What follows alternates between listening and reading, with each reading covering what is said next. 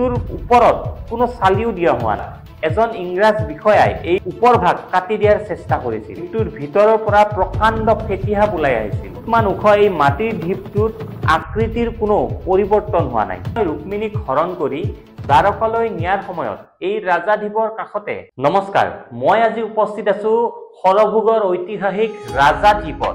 গোসাই কমল আলিৰ কাষতে লাগি আছে এই পুৰণিকলীয়া এটা মাটিৰ দ্বীপ।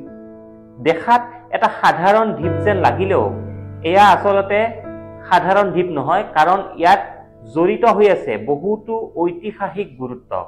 লগতে এই দ্বীপটোৰ সম্পৰ্কে প্ৰচলিত আছে বহুতো জনশ্ৰুতি আৰু অলৌকিক কাহিনী। আলিবাট নিৰ্মাণ কৰি থকা সময়তে কমল নাৰায়ণে মাটিৰ দ্বীপটোৰ কাষতে এটা নামঘৰো নিৰ্মাণ কৰিছিল আৰু এই নামঘৰটোত বনুৱাসকলে প্ৰতিদিনে চাকি জ্বলাই পুৱাৰ প্ৰসংগ কৰি কামলৈ ওলাইছিল। কিন্তু এই মাটিৰ দ্বীপটোৰ ওপৰত কোনো চালিও দিয়া হোৱা নাই। দেখি আচৰিত লগা কথা এইটোৱে যে ইমান ৰ'দ বৰষুণতো 8 ফুটমান ওখ এই মাটিৰ দ্বীপটোত আকৃতিৰ কোনো পৰিৱৰ্তন হোৱা নাই। দ্বীপত গজা ঘাঁহ বনখিনি চাফা কৰাৰ বাদে এই দ্বীপটোত অলপো মাটি দিয়া নহয়।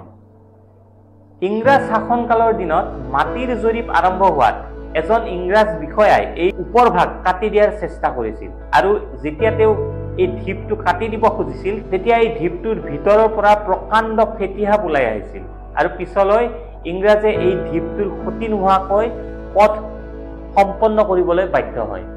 আৰু ৰাজাদ্বীপৰ কাষতে প্ৰায় 25 বছৰমান পূৰ্বে কিছু মিটাৰ নিলগত থকা লৰা গোসাঁইৰ প্ৰতিষ্ঠা কৰা হৈছিল। সৰভোগৰ দক্ষিণ গণকাৰীৰ ওজাপাৰা গাঁৱত অৱস্থিত এয়া যুৱৰাজ গোসাই কমলে 1600 শতিকাতে প্ৰতিষ্ঠা কৰা ৰাজাদ্বীপ। চকচকা চকৰ পৰা পূবে আধা মাইল দূৰত্বত অৱস্থিত এই ৰাজাদ্বীপ 1547 খ্ৰীষ্টাব্দত কোচবিহাৰৰ পৰা লখিমপুৰ জিলাৰ নাৰায়ণপুৰলৈ মহাৰাজ নৰনাৰায়ণে যি সাম্ৰাজ্য বিস্তাৰৰ বাবে যুৱৰাজ কমল নাৰায়ণ অৰ্থাৎ গোসাই কমলৰ হতুৱাই এটা পথ নিৰ্মাণ কৰিছিল, যাৰ নাম পিছলৈ গোসাই কমল আলি হৈ পৰে। আৰু এই পবিত্ৰ স্থান ৰাজাদ্বীপত আজিও প্ৰতিদিনে নাম প্ৰসংগ কৰা হয়। সৰভোগৰ গৰখীয়া গোসাই থানত জেঠ মাহৰ 16 তাৰিখৰ পৰা 22 তাৰিখলৈ পালন হোৱা জাগৰণ উৎসৱৰ সময়ত 21 জেঠৰ দিনা প্ৰতি বছৰে মহাপ্ৰভু শ্ৰী শ্ৰী গৰখীয়া গোসাঁইক ইয়ালৈ লৈ অনা হয় আৰু ইয়াত প্ৰভুক প্ৰায় 1 ঘণ্টাৰ বাবে ৰখা হয়।